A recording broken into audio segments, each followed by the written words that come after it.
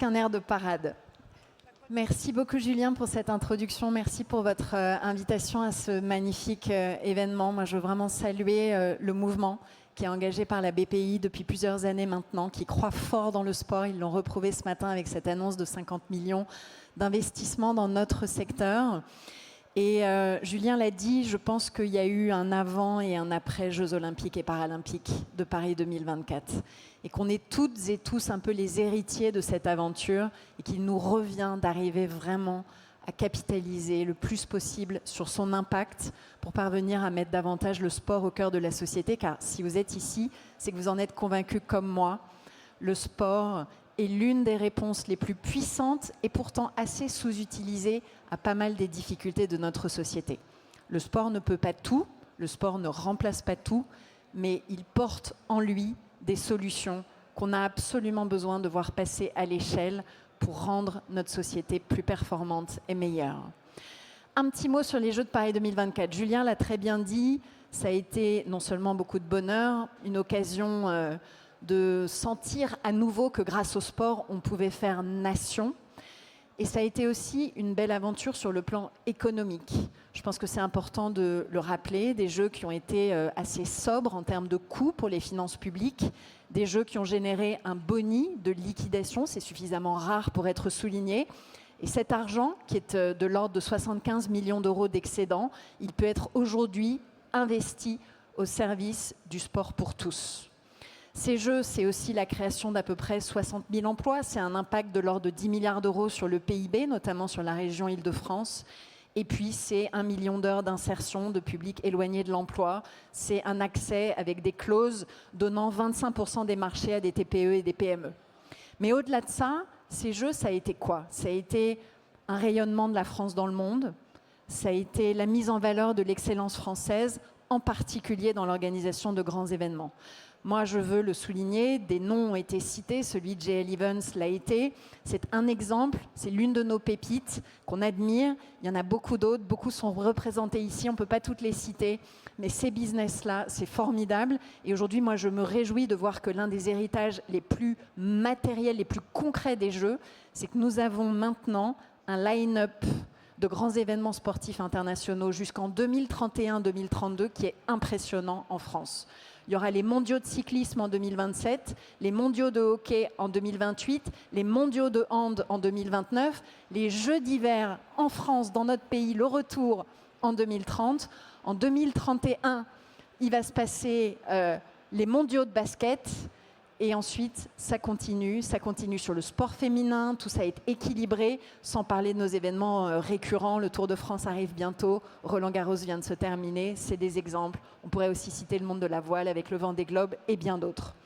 Il y a ce rayonnement que Paris 2024 est venu accélérer parce qu'il y a une excellence française dans ces savoir-faire, une forme d'audace, une manière de faire les événements qui ne ressemble pas complètement à la Coupe du Monde qu'on voit en ce moment aux États-Unis, même si le match d'hier, je pense, vous a autant régalé et fasciné que moi.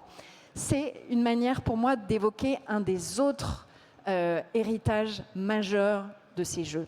C'est qu'on a compris que nous qui doutions un peu de notre morale de vainqueur, en fait, on a compris qu'on était des winners.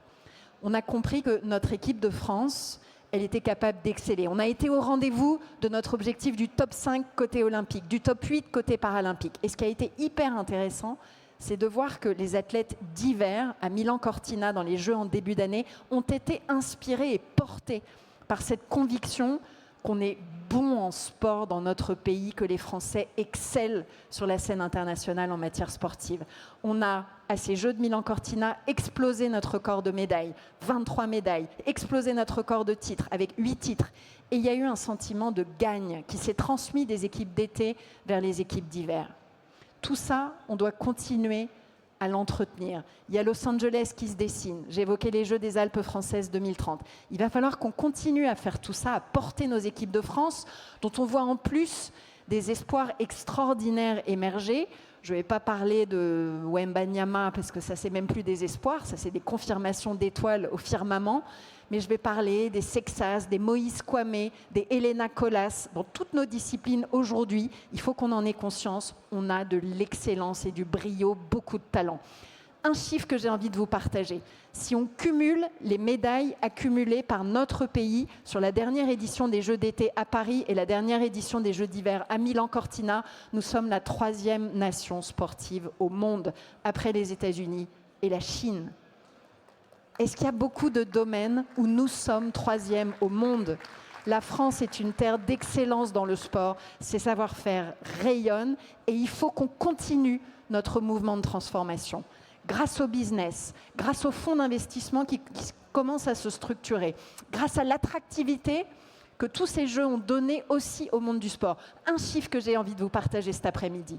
44% des jeunes de 16 à 25 ans nous disent aujourd'hui que c'est dans le sport qu'ils ont envie de bosser. Ça fait du sport le 2e secteur le plus attractif pour la jeunesse après la tech et l'IA. Avec les Jeux de Paris 2024, on a enfin pris vraiment le sport au sérieux. Et aujourd'hui, et y compris avec ce qui va se passer avec cette Coupe du Monde, y compris avec la réussite qu'on va continuer de constater au cours de l'été de nos sportifs, on va se rendre compte qu'il y a peu de terrains sur lesquels la fierté d'être français, elle est aussi forte.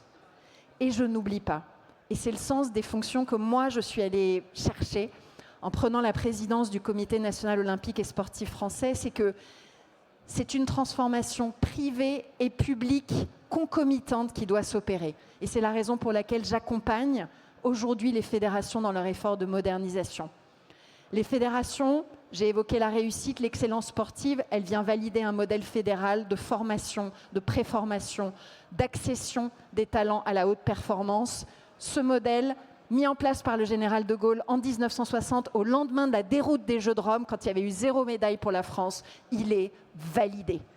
Mais de l'autre côté, il y a le développement. Là aussi, on est en train de battre des records. 17,2 millions de licenciés en France, c'est un record absolu à travers nos 110 fédérations et c'est la population des Pays-Bas.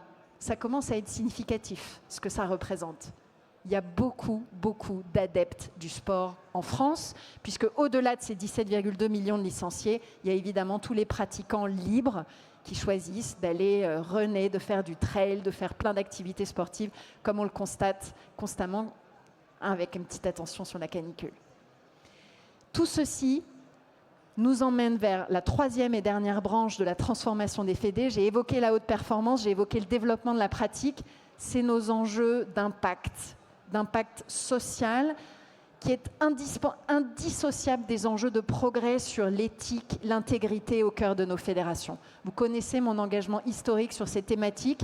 Aujourd'hui, j'aide ce monde du sport, j'aide nos fédérations à travers la mise en place de véhicules de mécénat, petit appel au peuple, mécénat pour créer une fondation pour un sport sans violence. On a réuni aujourd'hui plusieurs millions d'euros pour nous permettre de renforcer la réponse du mouvement sportif sur ces enjeux. Fondation Sport et Engagement en soutien du bénévolat sportif et fondation que nous allons mettre en place avec le MEDEF et France Travail pour l'inclusion sociale des jeunes par le sport, avec l'objectif d'insérer dans l'emploi, grâce au sport, 100 000 jeunes qui aujourd'hui ont un déficit de perspective à l'horizon de 2030. Conclusion, le sport est un terrain d'excellence. Le sport nous donne comme peu d'autres choses autant de bonheur intérieur brut. Le sport est un vecteur qui nous donne de la fierté d'être français. En un mot, le sport est une valeur d'avenir. Merci d'investir avec nous.